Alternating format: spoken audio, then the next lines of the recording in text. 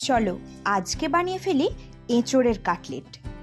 এই কাটলেটটা এতটা টেস্টি হয় তোমরা না খেলে হয়তো বিশ্বাসই করবে না।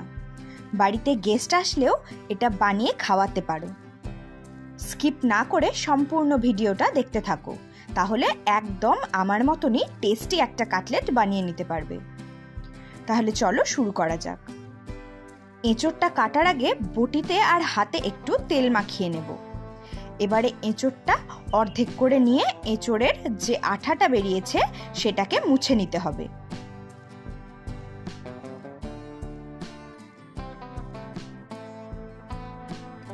তারপর এঁচোড়ের শক্ত চামড়া আর ভেতরের শক্ত অংশটা বাদ দিয়ে ডুমো ডুমো করে কেটে নিতে হবে।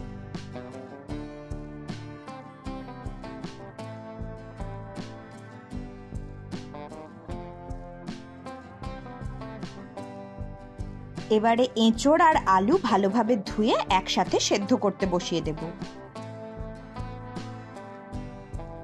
আর তাড়াতাড়ি সেদ্ধ হওয়ার জন্য সামান্য একটু লবণও দিয়ে দেব।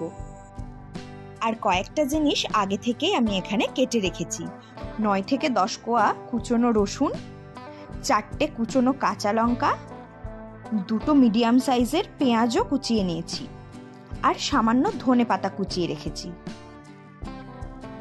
এঁচোড় আর আলু সেদ্ধ হয়ে গেলে এঁচোড়গুলো আলাদা করে তুলে নিয়ে একটা স্ম্যাশারের সাহায্যে স্ম্যাশ করে নেব।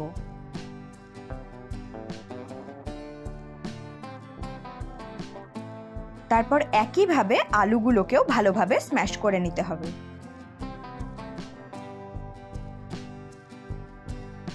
এবারে ওভেনে চাপিয়ে দিচ্ছি একটা কড়াই, আর দিয়ে দিচ্ছি 3 টেবিল চামচ সর্ষের তেল। তেলটা সামান্য গরম হয়ে এলেই তাতে দিয়ে দেব কুচিয়ে রাখা রসুন, আর রসুনটা 20 সেকেন্ড মতো ফ্রাই করে নিয়েই দিয়ে দিচ্ছি কাঁচা লঙ্কা কুচি, আর এটাকেও সামান্য একটু নেড়েচেড়ে নিয়ে দিয়ে দিচ্ছি পেঁয়াজ কুচি।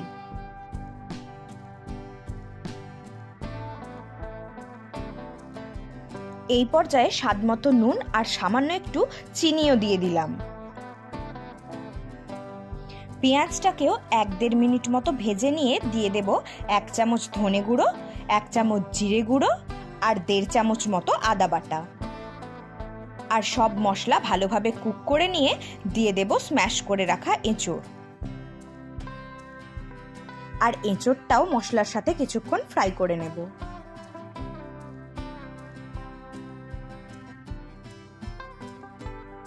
এবারে দিয়ে দিচ্ছি স্ম্যাশ করে রাখা আলু, দিয়ে সবকিছু আবারও ভালোভাবে মিশিয়ে নেব।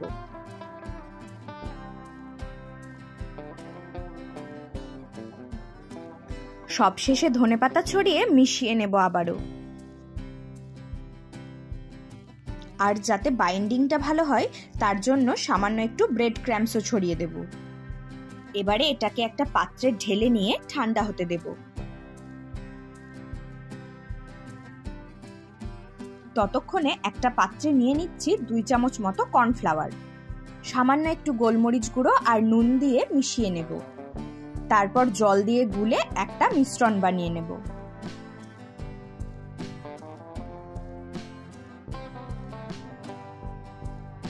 এবারে এঁচোড়ের মিশ্রণটা থেকে কিছুটা করে নিয়ে কাটলেটের শেপে গড়ে নেব।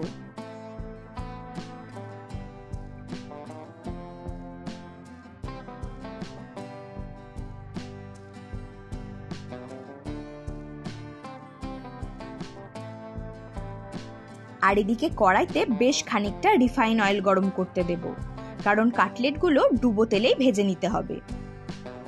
এবারে কাটলেটের থেকে একটা করে নিয়ে ফার্স্টে কর্নফ্লাওয়ারের ব্যাটারে ডুবিয়ে তারপর ব্রেড ক্রাম্বসে কোট করে নেব।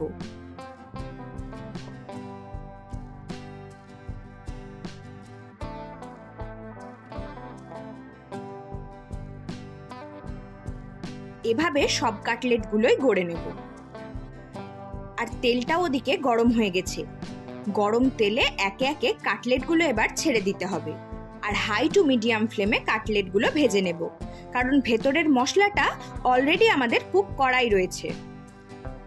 এরকম লালচে হয়ে এলেই কাটলেটগুলোকে তুলে নেব।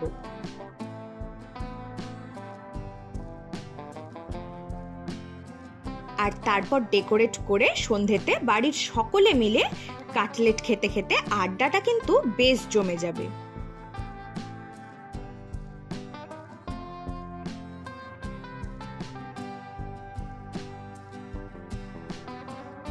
একবার অন্তত বাড়িতে বানিয়ে ফেলার অনুরোধ রইল। So must try it. আর ভিডিওটা ভালো লাগলে লাইক করতে ভুলো না।